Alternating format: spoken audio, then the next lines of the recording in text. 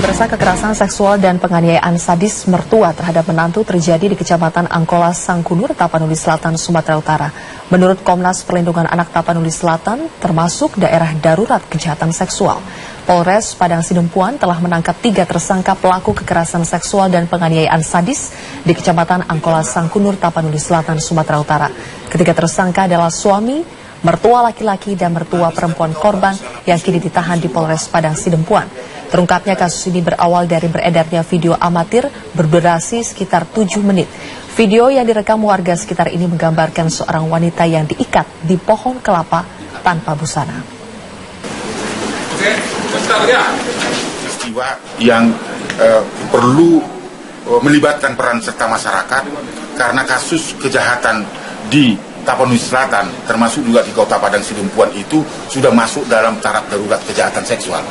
Karena apa? Dari 60 kasus misalnya yang ada dari beberapa tempat itu adalah 52% itu merupakan kejahatan seksual. Polisi sudah menahan pelaku kekerasan dalam rumah tangga yang terjadi di Tapanuli Selatan, Sumatera Utara. Namun polisi masih terus mendalami kasus ini. Dan kita akan bergabung bersama reporter Wilson Purba yang akan melaporkan langsung dari Medan, Sumatera Utara. Wilson, bagaimana proses hukum yang sedang berjalan terhadap pelaku saat ini? Ya, ada saat ini 3 orang pelaku, yaitu suami dan juga dan juga mertua dari korban sudah ditahan di kepolisian Polres Tapanuli Selatan. Dan saat ini YG sudah ditetapkan sebagai tersangka dan dijerat pasal hukum, pasal nomor 44 Undang-Undang Republik Indonesia nomor 23 tahun 2004 tentang kekerasan dalam rumah tangga dengan ancaman 5 tahun penjara. Dan untuk kedua orang tua tersangka ini masih belum ditetapkan status hukumannya, namun saat ini masih terus diperiksa oleh pihak kepolisian. Dan kejadian ini terungkap ketika pihak kepolisian Tapanuli Selatan melihat video kekerasan yang sudah beredar di masyarakat yang berdurasi 7 menit ini pada 26 Oktober lalu. Dan video ini merupakan video rekaman korban OW yang diikat di pohon kelapa dengan tanpa busana. Dan menurut keterangan dari pelaku, korban ini diikat tanpa busana karena korban tidak mau melayani nafsu seksual dari mertuanya, sehingga suami dan kedua mertuanya mengikatnya di pohon kelapa. Dan saat ini korban tidak mau dipulangkan ke rumahnya dan berada di panti asuhan Batang Angkola. Dan di panti asuhan ini tersebut dijadikan rumah aman sekaligus tempat untuk memulihkan trauma OW. Dan saat ini penyelidikan terhadap kasus ini masih terus dalami untuk mendalami apa sebenarnya motif dari pelaku. Dan berikut pernyataan dari pihak kepolisian. Sebelum menikah itu sudah diminta berhubungan badan oleh mertua laki-lakinya. Kemudian sampai berulang kali, sampai kemudian si korban ini menolak untuk berhubungan badan. Akhirnya kemudian mertuanya ini marah, baru kemudian dia ditelanjangi dan diikat di pohon kelapa seperti itu. Ade. Ya, baik, terima kasih atas laporan Anda, pemirsa. Wilson Purba melaporkan langsung dari Medan, Sumatera Utara. Masih kentalnya budaya patriarki menjadi penyebab masih ada, pemirsa, kasus pelecehan terhadap perempuan. Menurut Komisioner Komisi Nasional Anti Kekerasan Terhadap Perempuan Nina Nurmala, kondisi ini diperparah dengan pihak perempuan yang mendukung budaya patriarki, serta pihak suami yang belum memasuki usia matang untuk menikah. Patriarki itu ayah ataupun laki-laki dewasa yang paling berkuasa. Ya. Di situ sepertinya yang paling berperan utama itu adalah si mertua laki-laki, di mana mertua laki-laki sebagai the patriarch, jadi yang penguasa dari sistem patriarki itu, yang kemudian dia bisa menggerakkan anak yang di bawah kekuasaannya, juga istrinya, untuk kemudian berkolusi membawa korban untuk diperkosa ya oleh mertuanya sendiri. Ini tentu saja tindakan yang... Ya, pemirsa, kita kembali bergabung bersama reporter Metro TV Wilson Purba yang akan juga berdiskusi atau berdialog bersama psikolog yang akan membahas mengenai kasus kekerasan seksual yang sedang terjadi. Ya, Wilson. Ya, Wilson, bagaimana sebetulnya motif dari... untuk mengetahui seperti apa sebenarnya...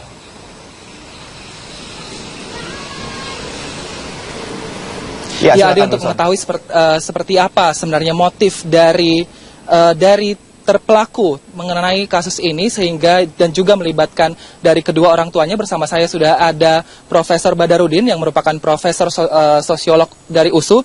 Prof, sebenarnya seperti apa kejadian ini? Bagaimana Profesor melihat kejadian ini? Apakah ini murni unsur dari KDRT atau ada unsur lain gitu, Prof?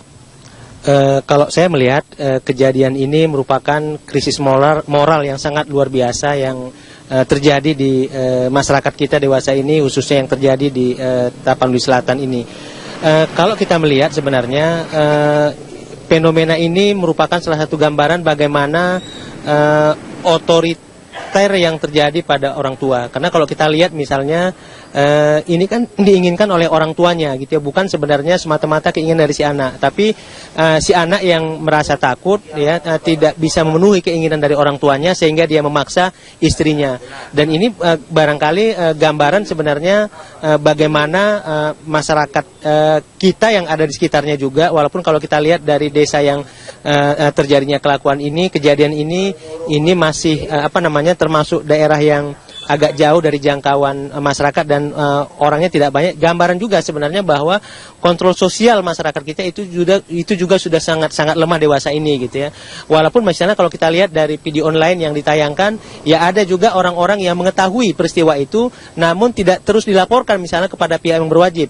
Justru misalnya pihak yang berwajib itu mengetahuinya dari video online yang tersebar lewat media sosial. Ini saya pikir sangat mencemaskan kita ya sebagai warga negara, sebagai masyarakat Indonesia, dan harapannya memang ke depan ini tidak perlu terjadi. Faktor lain barangkali yang mendukung selain memang daerahnya yang relatif terpencil, kemudian komunitasnya tidak banyak juga yang tinggal di sana, jauhnya dari jangkauan aparat penegak hukum kita, ini saya pikir merupakan salah satu faktor juga yang mendukung sehingga peristiwa itu bisa terjadi ya. Dan kalau kita lihat memang pada sisi yang lain media sosial ini juga ada baiknya ya, sehingga kasus ini bisa terungkap. Tapi pada sisi yang lain kalau kita lihat kepulgaran misalnya yang terjadi pada video ini juga saya pikir tidak mendidik juga bagi masyarakat yang lain, karena seringkali orang tidak mengambil sisi positif dari tayangan itu tapi justru menirunya. Ini yang kita khawatirkan terjadi pada kelompok-kelompok masyarakat yang lain. Lalu ini di dunia yang sedang berkembang sekarang ini, Prof, ini apakah memang ada budaya seperti ini, sepertinya menghukum budaya seperti ini, atau apa ada motif lain untuk melakukan ini? Ada unsur lain, misalnya pendidikan mungkin, atau mungkin lingkungannya gitu dok, Prof? Saya pikir kalau dilihat dari aspek budaya, sepengetahuan saya tidak ada budaya yang berbuat kekerasan seperti itu ya. Apalagi kalau kita lihat walaupun kita tidak tahu persis apa latar belakang sehingga itu dilakukan, tapi kalau saya melihat ini semata-mata karena otoritas yang sangat kuat dari orang tua, atau mungkin ada gangguan psikologis, kita tidak tahu. Barangkali nanti perlu ya pihak berwajib untuk melakukan semacam pengecekan terhadap kondisi mental dari orang tua yang bersangkutan. Kalau kita lihat memang dari latar belakang pendidikan saya pikir juga sangat terkait, karena kalau kita lihat si pelakunya, suaminya juga pendidikannya tidak sekolah, orang tuanya juga seperti itu. Ini juga gambaran sebenarnya bahwa pendidikan itu menjadi sangat penting baginya. Walaupun saya tidak mengatakan bahwa orang yang berpendidikan tidak melakukan tindak kekerasan, tapi biasanya orang yang berpendidikan akan lebih berpikir rasional sebelum melakukan tindakannya. Lalu Prof, apa yang harus dilakukan baik korban maupun pihak kepolisian untuk mengurangi atau menghilangkan trauma dari korban itu, dok? Prof? Saya pikir untuk sementara ini korban saya pikir harus dilindungi, kemudian harus dilakukan terapi karena saya pikir mentalnya sangat terpukul. Dan bagi aparat kepolisian barangkali ia harus melakukan tindakan hukuman yang setimpal dengan perbuatan yang dilakukan oleh yang bersangkutan. Lalu apakah saat ini diketahui bahwa korban tidak mau pulang ke rumah orang tuanya dan memilih tetap untuk berada di panti asuhan? Apakah itu menjadi salah satu dampak trauma gitu sehingga dia bahkan tidak mau bertemu dengan orang tuanya sendiri, Prof? Ya, saya pikir ini merupakan trauma gitu, karena ini yang kita dipahami barangkali orang yang bersangkutan dia pasti tahu kalau dia kembali kepada orang tuanya barangkali juga tidak ada yang bisa menggaransi gitu, karena kita nggak tahu ini ya si pelaku ini misalnya apakah orang yang sangat ditakuti di kampungnya misalnya gitu ya. Nah, kalau seandainya memang yang pelaku ini termasuk orang yang ditakuti di kampungnya, misalnya dalam tanda petik ditakutinya gitu ya, maka orang tuanya sendiri pun barangkali tidak bisa berbuat banyak gitu. Nah, ini barangkali yang dikhawatirkan oleh si korban tadi, sehingga dia memang tidak mau pulang ke rumah orang tuanya. Ya. Terima kasih Prof atas waktunya, dan itu dia tadi Ade laporan yang dapat kami sampaikan dari Medan, Sumatera Utara. Kembali ke Anda di studio.